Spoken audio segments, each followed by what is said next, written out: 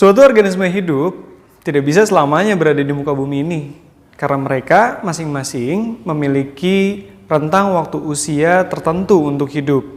Untuk itu, butuh proses yang bernama reproduksi. Apa itu reproduksi?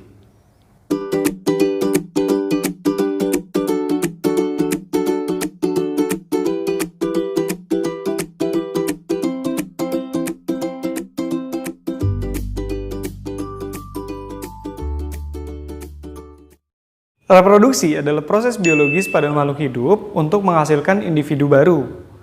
Pada manusia sendiri, reproduksinya terjadi secara seksual atau terjadi fertilisasi antara sel gamet jantan dan sel gamet betina. Seperti yang disampaikan sebelumnya, reproduksi pada manusia itu butuh yang namanya sel gamet jantan dan sel gamet betina. Artinya butuh sosok dari jantan dan juga butuh sosok dari betina, atau pada manusia disebut dengan laki-laki dan perempuan. Kerjasama antara kedua belah pihak ini, qadarullah, akan menghasilkan individu baru. Nah, pada pembahasan yang pertama kita akan bahas dulu yang laki-laki. Stay tune.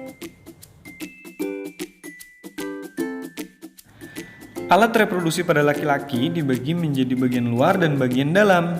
Untuk di luar ada penis dan skrotum, sedangkan untuk yang di dalam ada testis, saluran-saluran, dan juga kelenjar.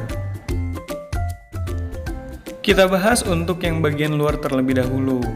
Nah, ada istilah yang bernama penis. Penis ini bertindak sebagai alat kopulasi. Artinya, dia yang menjadi alat untuk memasukkan sperma ke dalam alat reproduksi wanita.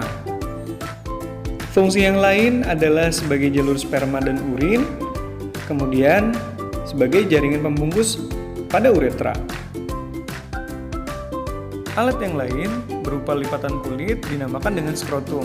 Skrotum ini berfungsi sebagai pembungkus testis agar suhunya tetap baik loh.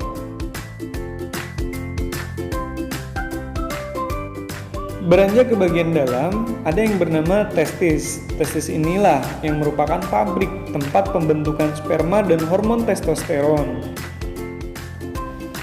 Dan untuk selanjutnya ada bagian kelenjar. Yang pertama ada vesika seminalis. Dia berfungsi untuk menghasilkan cairan semen yang kental, kekuningan, dan berisi enzim-enzim. Kemudian ada prostat, penghasil cairan semen yang sedikit bersifat asam.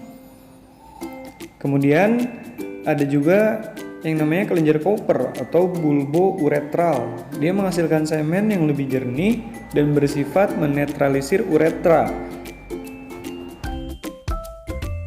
Untuk di bagian saluran yang paling dekat dengan testis adalah epididymis. Dia menjadi tempat perkembangan sperma dan penyimpanan sementara sebelum diteruskan ke tempat lainnya. Kemudian ada vas deferens. Dia menjadi jalur sperma menuju ke bagian vesika seminalis.